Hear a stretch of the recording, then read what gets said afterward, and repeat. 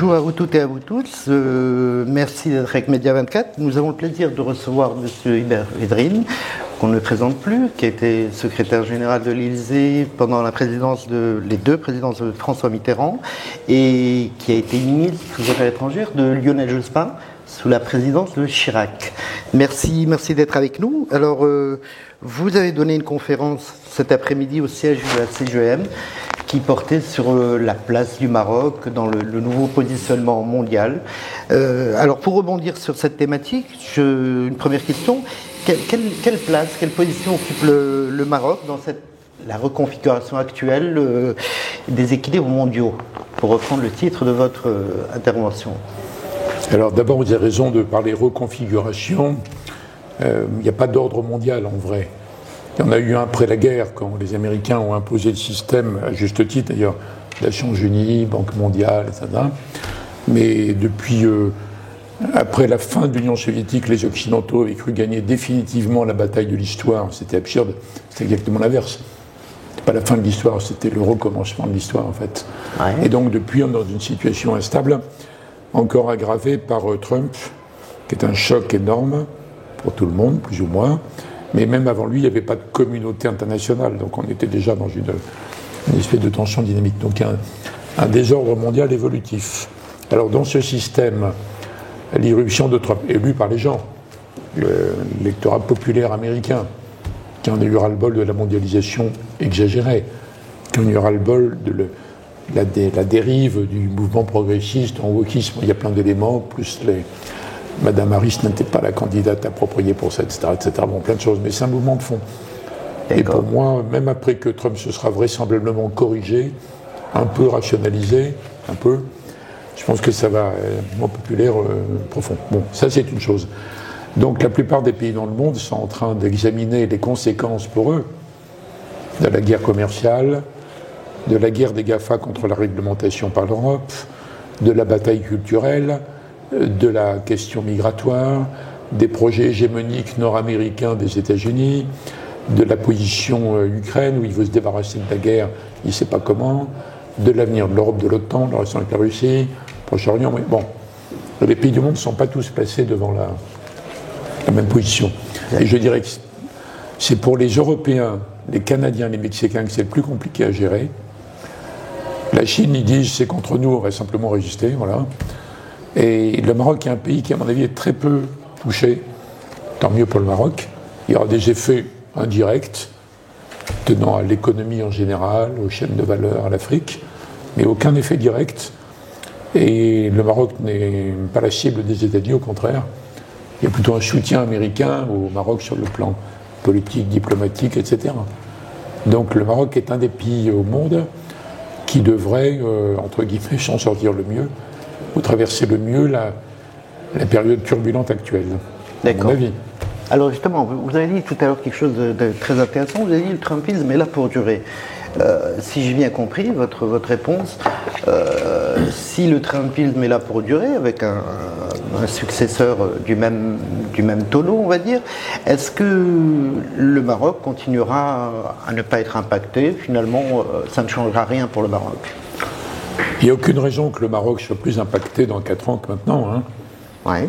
Le Maroc n'est pas dans les cibles. Les Trumpistes sont obsédés par les pays qui ont des excédents commerciaux sur eux. Alors, sauf si le Maroc avait un excédent commercial géant. Absolument, mais ce serait à redouter. Ou les pays alliés des États-Unis qu'ils considèrent à tort comme des parasites. Ce n'est pas le cas. Donc, il n'y a pas de raison que ça change sur ce point. Et puis, même si je me trompe sur ce point, et que finalement le Trumpisme se corrige tellement que c'est plus le Trumpisme, donc les démocrates réussissent à surmonter le handicap woke et qu'ils reviennent. Bon, mon raisonnement est le même, c'est que le Maroc n'a pas s'inquiété directement des effets des changements aux États-Unis. Peut-être indirectement, s'il y a des conséquences économiques, commerciales, énergétiques, l'inflation, oui, mais c'est indirect, c'est pas direct. D'accord. Donc le Maroc, à mon avis, je n'ai pas de conseils à donner. J'adore le Maroc, j'ai des liens intimes depuis mon père, donc toute ma vie. Mais je n'ai pas de conseils à donner. Simplement, je constate que le Maroc s'en sort bien. D'accord, vous voulez dire en d'autres termes que c'est ce qui pouvait arriver de mieux au Maroc, finalement. Une présidence républicaine de Trump plutôt que Kamala Harris, par exemple. Non, ce qui pourrait arriver de mieux, à mon avis, ce serait que paradoxalement, Trump ait tellement besoin de l'Arabie, donc de MBS, pour relancer les accords d'Abraham, qu'une dynamique nouvelle se remette en marche, au lieu de l'enfermement dans une situation épouvantable actuelle. Donc comme c'est un peu délicat, c'est géré habilement par le Maroc. Hein. D'accord. Mais ce serait encore mieux s'il y avait cette perspective. Mais c'est une espérance peut-être optimiste et fragile. Reporté pour l'instant, on va dire. Vu les événements. Pour le moment, c'est l'inverse. On est dans l'aggravation de la situation à Gaza. Mais c'est pas exclu. En tout cas, je ne vois pas de cas de figure où le Maroc à s'inquiéter directement de telle ou telle initiative américaine. Bon, alors après, on en revient à la situation normale.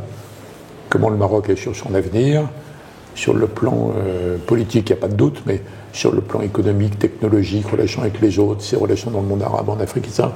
Mais en fait, ça revient à une problématique que vous connaissez. C'est un des rares pays au monde où on puisse dire ça. Parce que dans la plupart des pays au monde, dans un entretien de ce type, on passerait une demi-heure à examiner la gravité des menaces trumpiennes. D'accord. C'est pas le cas. D'accord. Mais tout à l'heure, un dirigeant de la CGM a évoqué, il vous a posé une question sur une éventuelle menace de la montée en puissance économique du Maroc. Il a parlé de cette fameuse usine chinoise qui fabrique des batteries, donc c'est implanté au Maroc. Et l'Union européenne a voté des droits compensateurs. Donc ils ont dit c'est pas normal que les Chinois viennent s'installer chez vous, que vous les subventionnez. Ils ont dit vous les subventionnez, donc on va instaurer des droits de douane supplémentaires de 40%. Est-ce que finalement le Maroc, enfin je sais pas, la montée en puissance de ses industries ne pose pas une menace à l'Europe Quand j'ai dit que le Maroc n'avait pas redouté directement la politique de Trump, mais peut-être des effets indirects. Par exemple, la manque à gagner dans les économies africaines. Je n'ai pas dit que le Maroc était sur la planète Mars. Hein. D'accord. Le Maroc, il est dans le monde réel. Dans le monde réel, il y a le bras de fer États-Unis-Chine, qui n'est pas la question la plus importante. La question la plus importante, c'est le compte à rebours écologique pour l'avenir de l'humanité. Mais en dessous, au niveau géopolitique, c'est évident que la Chine veut devenir numéro un, que les États-Unis veulent l'empêcher, que les États-Unis veulent contenir la puissance productrice énorme, manufacturienne de la Chine, et que la Chine veut compenser par d'autres canaux. D'accord. Et sur ce point, le Maroc est un peu dans la situation par rapport à l'Europe, dans la situation du Mexique par rapport aux États-Unis. Avec son accord de libre-échange, je voulais dire. Beaucoup d'investissements chinois au Mexique pour rentrer dans le marché américain. D'accord. Et les Chinois vont se dire comment on va pénétrer dans le marché européen en vendant en Europe ce qu'on n'a plus à vendre aux États-Unis et en passant par d'autres canaux. D'accord. Il n'y a pas que le Maroc. Le Maroc a intérêt à faire la liste des pays où la question se pose. Et l'Europe ne peut pas dire on prend n'importe quoi. J'imagine. On est déjà en demi-guerre comme ça avec les États-Unis, mais nous on accepte tout ce qui vient de Chine, directement ou indirectement. C'était un cas, l'usine au Maroc. Donc il n'y aura pas de réponse globale.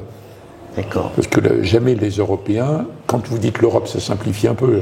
Il y a 27 pays, l'Union européenne, donc c'est pas la Grande-Bretagne, donc ça ne concerne pas la défense, ça concerne le reste. Alors, en gros, les Européens, si vous faites la synthèse, disent bon, bien sûr, on ne va pas se fermer à la Chine, c'est impossible, ce serait idiot, mais on ne peut pas le laisser exporter n'importe quoi en Europe.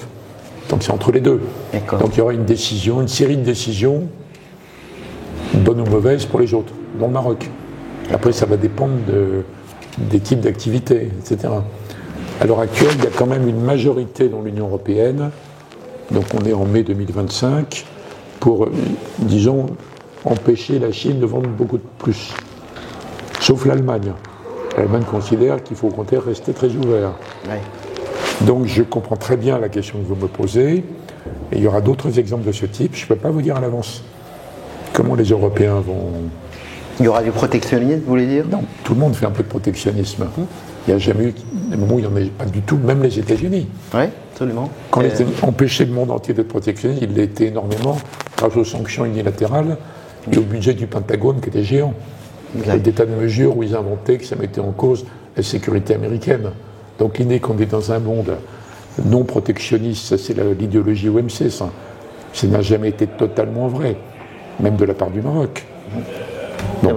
Alors c'est sûr qu'on est dans un monde où la mondialisation va être corrigée, un peu fragmentée, un peu dérisquée, mais elle va continuer quand même. D'accord. Donc au-delà des commentaires généraux qu'on peut faire aujourd'hui, chaque décideur économique, politique ou autre va devoir dire, dans mon cas particulier, comment ça va tourner, qu'est-ce que je dois faire. Et les Européens vont osciller selon les sujets. D'accord. Entre fermer à des produits chinois ou accepter. Il n'y a pas une réponse globale. D'accord. On a l'impression quand même que c'est chacun pour soi, depuis que Trump est arrivé. C'est comme ça depuis le début de l'humanité. Oui, mais avec Trump, ça ne s'est pas renforcé. C'est assumé violemment. D'accord. Assumé publiquement. Avant, sous couvert d'une communauté internationale qui n'existe pas en fait, exact. Où le discours multilatéraliste, ça n'a jamais empêché les vraies puissances d'imposer leur solution à la fin. Donc il y avait une croyance énorme des Européens et des partenaires proches des Européens dans ce monde-là. D'accord. Trump l'a mis par terre parce qu'il ne croit pas à la religion en question.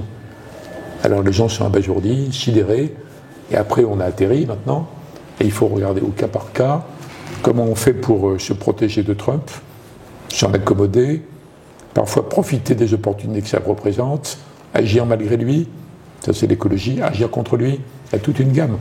D'accord. Toute une gamme. D'accord. Il n'y a pas de réponse globale et unique. L'ancien ministre des Affaires étrangères que vous êtes, quelle est votre lecture de l'évolution récente des relations diplomatiques entre le Maroc et la France depuis juillet 2024 et sa reconnaissance de la marocanité du Sahara? Il faut raisonner sur le long terme en fait. C'est une relation unique. Je ne vois pas d'autres exemples de pays, entre guillemets, du Nord, qui étaient colonisateurs, et de pays du Sud, entre guillemets, même si c'est infiniment plus subtil, qui aient gardé une relation comme ça. Vous ne pouvez pas me citer un pays qui était colonisé par la Belgique, ou l'Angleterre, ou l'Espagne, le Portugal, même l'Italie, ou même l'Allemagne avant la guerre de 14, où il y a une relation de ce type. C'est-à-dire sans rancœur, sans rancune, qu'est-ce que vous voulez dire par là? Vous savez bien, c'est une histoire exceptionnelle. Même la colonisation, je ne défends pas le principe, mais Lyautey, ça n'a rien à voir avec à peu près tout ce qui s'est passé ailleurs. La décolonisation, parfaitement maîtrisée, la suite. Il y a 2-3 crises majeures qui ont été surmontées. Donc dans la longue durée, même si le Maroc, c'est normal, a beaucoup d'autres partenaires, arabes, africains, globaux, mondiaux, etc., le Golfe, États-Unis, même si la France a beaucoup d'autres partenaires, d'abord les Européens, il est clair que même quand il y a des crises, parce qu'il y a des malentendus ou des maladresses ou ceci, cela, il y a quand même l'idée qu'il y a une relation unique, et qui est donc une pépite pour les deux. Et on vient de le revoir à nouveau. Ce n'est pas la seule crise depuis 1956, hein. Il y en a eu d'autres. Donc on a eu la confirmation que ces relations de fond étaient les plus fortes. Ouais. Le Maroc n'a jamais fait un complexe dans sa relation avec la France depuis longtemps. Mais il y a effectivement donc ces relations avec l'Afrique, où le Maroc maintenant est de plus en plus impliqué dans le développement d'un partenaire gagnant-gagnant. Et on voit que la France donc, a certains problèmes avec les pays du Sahel, etc. Le Maroc a proposé donc l'Atlantique, l'initiative atlantique, et puis le désenclavement des pays du Sahel. Que pensez-vous donc de ces transformations donc, qui sont en cours? D'abord, du point de vue de la France, je parle en mon nom personnel, mais je pense que c'est une bonne chose que le Maroc ait trouvé toute sa place en Afrique et au-delà, au nom des relations avec un très grand nombre de pays en Afrique. En Chine, je pense que nos problématiques se rapprochent. Parce qu'en matière migratoire, il faudra gérer mieux, sinon les opinions européennes vont péter les plombs, hein, si ce n'est pas mieux géré. Le Maroc n'est pas dans une position tout à fait différente. C'est plus vraiment un pays de départ, c'est un pays d'arrivée, de transit. Oui, absolument. Donc l'idée qu'il faut bien gérer le truc, que les migrations sont très utiles, mais il faut le faire sérieusement, qui est une problématique qui va s'imposer en Europe. À la fin des fins, une sorte de synthèse entre la gauche scandinave et Mélanie, vous voyez, il n'y a aucune raison que ça choque le Maroc. Donc c'est pas un point de divergence, ça. C'est un point d'accord. Après, en Afrique, bon, la France doit gérer le fait que, contrairement aux puissances coloniales qui ont fichu le camp en disant on s'en fiche, à la demande d'Oufouette et de Senghor et de tout le monde, la France est restée, un peu brave fille. À la fin des fins, il y avait une concentration exagérée sur la présence militaire dans 4-5 pays. Il n'y a aucune raison. Il n'y a aucune raison que l'avenir de la France en Afrique se passe là. Donc la France a un grand avenir en Afrique, on le voit très bien quand les présidents français, le président Macron l'a beaucoup fait, il va en Afrique ailleurs, il est très bien reçu, très demandé. Et tous les autres demandent des investissements, des échanges, etc.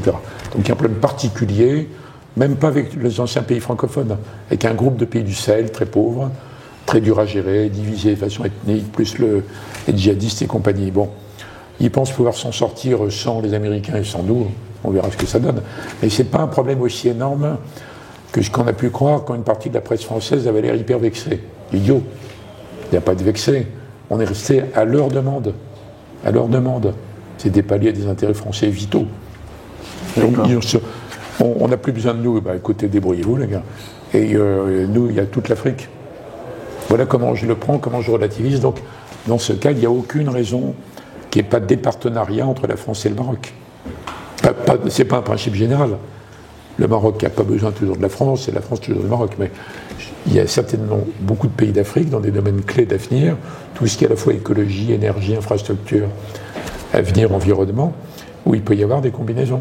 J'ai beaucoup aimé votre réflexion sur les banques marocains quand vous avez dit qu'ils n'ont pas pris la place, mais ils ont pris le relais, donc en Afrique, tout à l'heure. Oui, on avait vu en France, dans des milieux limités, pas très représentatifs, une sorte de plainte, comme quoi les méchantes banques marocaines, qui sont géniales, ultra dynamiques, avaient pris la place d'eux, et en fait, moi je connais assez bien les dossiers, elles ont pris le relais de banques françaises.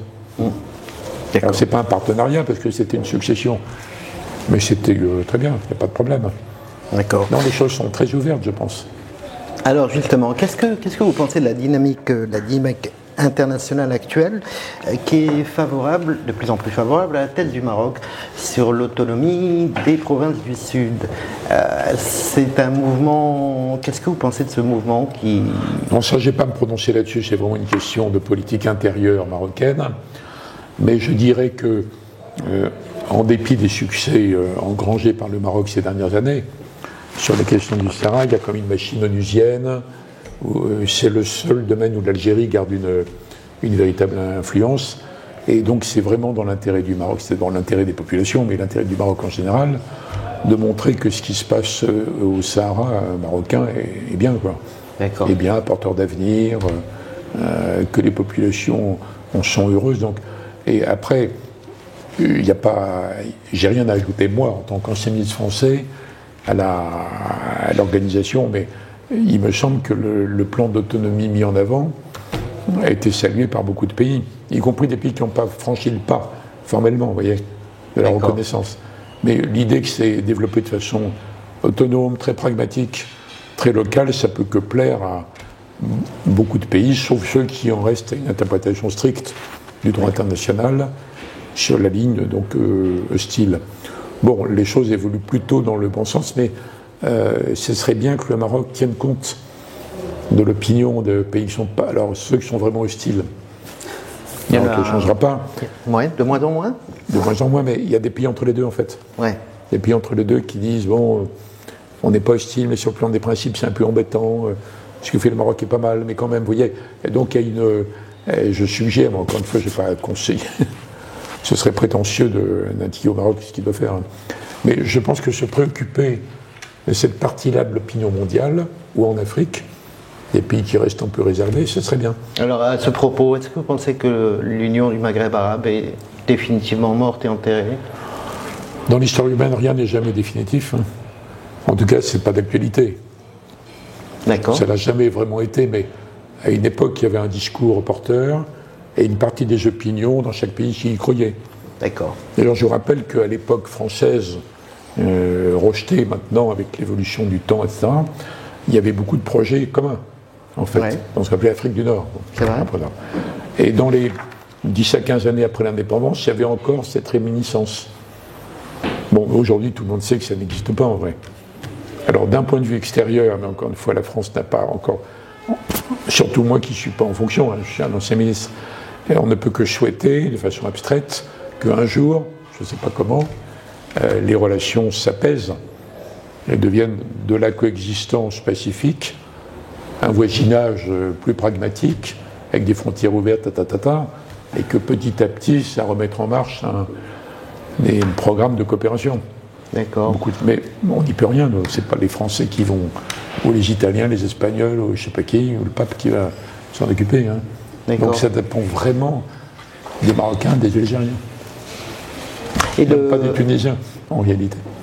Oui, exact. Le règlement définitif de cette question du Sahara, certains sont optimistes, espèrent, pensent 2025, 2026. Quel est votre sentiment? Vous êtes optimiste? Ça ne sert à rien de faire des projections? Mais ça ne veut rien dire, c'est fondé sur quoi? Sur, je ne sais pas, sur une mobilisation internationale, sur certains indicateurs. Non, ce que vous appelez le règlement définitif, qui peut ne jamais avoir lieu. Il peut y avoir, dans la pratique, en réalité, une situation qui s'est installée, consolidée, et qui satisfait tout le monde sans avoir à la régler de façon théorique. Qu'est-ce que vous pensez de cette qualificative d'un de vos illustres prédécesseurs? Je crois que c'était Michel Jobert qui disait « Un bon ministre des Affaires étrangères doit être un prince de l'ambiguïté ». Alors moi j'aime beaucoup Michel Jobert. Je participe dans quelques jours d'ailleurs à un colloque en hommage à lui. Il était né à Meknès, comme vous savez. Absolument. Je ne suis pas né au Maroc, mais enfin, je suis quand même très marocain à ma façon. Il est extrêmement subtil. Bon, c'est vrai, c'est une formule amusante que tout le monde peut utiliser. D'ailleurs, ça ne concerne pas que les diplomates, c'est la formule célèbre du cardinal de Retz, on ne sort de l'ambiguïté qu'à son détriment. D'accord. Donc c'est vrai que dans l'art vrai de la diplomatie, et en général au niveau des grands ministres, des présidents ou des rois, etc., il faut bien choisir le moment où vous êtes ambigu, jamais menteur. C'est pas la même chose que le mensonge. On n'a jamais besoin de mentir, en fait. Ambigu, silencieux, les moments où vous parlez, vaguement, clairement, et le moment clé. Il faut dire les choses vraies. Donc c'est un choix de moment. Mais donc je ne dirais pas que la formule subtile de Michel Jobert s'applique à tous les moments, mais ça fait partie de la panoplie. D'accord. Alors une question pour conclure, comment vous voyez le monde dans 20 ans ou même dans 50 ans? Avec tous les événements actuels, on a l'impression que les guerres se sont désinhibées. Je veux dire, contrairement au passé, soit en Ukraine ou à Gaza. Moi, je ne prends pas les choses comme ça. D'abord, rien n'est pire que le XXe siècle en termes de guerre. C'est comparable à rien. Vous parlez de la première, deuxième guerre mondiale? Le XXe siècle. D'accord. Des dizaines et dizaines de millions de morts. Bon, après, en réalité, il y a plutôt moins de guerres dans la durée. Ça sidère les Européens parce qu'ils ont vécu dans une bulle imaginaire qui est une guerre toute proche. Ils ont déjà oublié les guerres d'Yougoslavie, l'Ukraine, etc. Mais c'est pas ça que je mets en tête. Évidemment, comme tout le monde, je serais très heureux que les populations du monde arrivent à coexister pacifiquement, se remettre au travail, ensemble, etc. et qu'on arrive à régler tous les drames que vous avez en tête. Mais la vraie question est écologique, en fait. Alors, les grands scientifiques, je ne parle pas des écologistes politiques en Europe qui sont des gauchistes et qui n'ont pas de propositions écologistes, en fait. C'est une branche du gauchisme, simplement. Mais les grands scientifiques mondiaux savent tous que c'est tragique, l'affaire du climat, l'affaire de la biodiversité, même s'il y a un coup d'arrêt criminel par Trump quelques années. Absolument, c'est ce que je voulais vous dire. Ouais. Bon, ils savent que c'est sérieux. Donc la vraie question de parler dans 50 ans. Dans 50 ans, la question est-ce qu'on aura réussi à arrêter, enrayer l'effondrement de la biodiversité et le réchauffement climatique? C'est pas impossible encore. Donc ça se joue là. Vous y croyez encore? C'est une question de croyance, c'est ce que disent.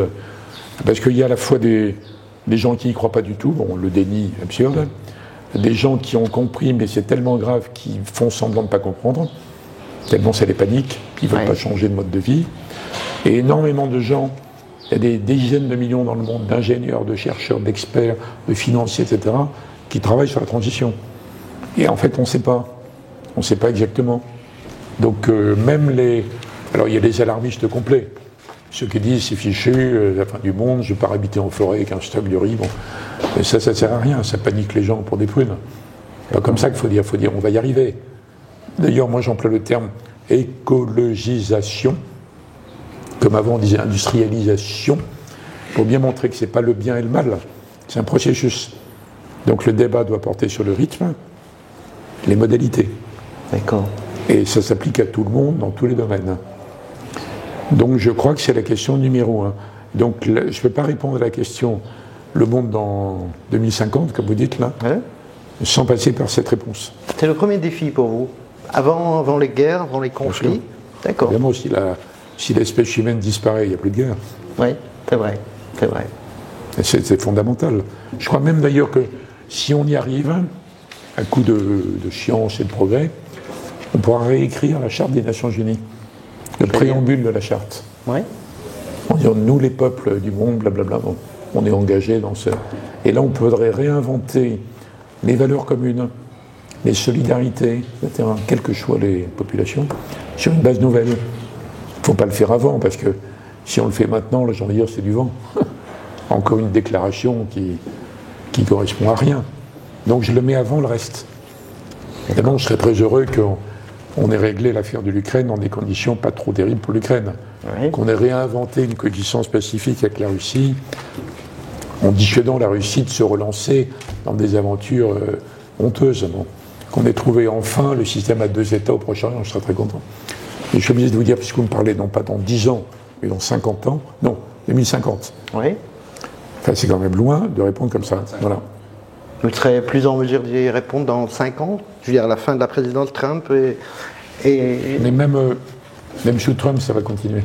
D'accord. Les Chinois vont continuer, les inventeurs vont continuer à travailler, personne ne va arrêter. Hein. On est dans un basculement total alors? Non, il n'y a pas de basculement total, il y a une évolution progressive de prise de conscience, et Trump peut stopper ces criminels. Mais bon, pendant 4 ans, les financements publics américains. Exact, oui. Mais il y a plein d'Américains qui vont continuer. Donc vous restez optimiste? Non, je ne suis pas optimiste, je suis... réaliste? Volontariste. D'accord. Eh bien, écoutez, merci beaucoup, M. Védrine. Merci d'avoir été avec Média 24.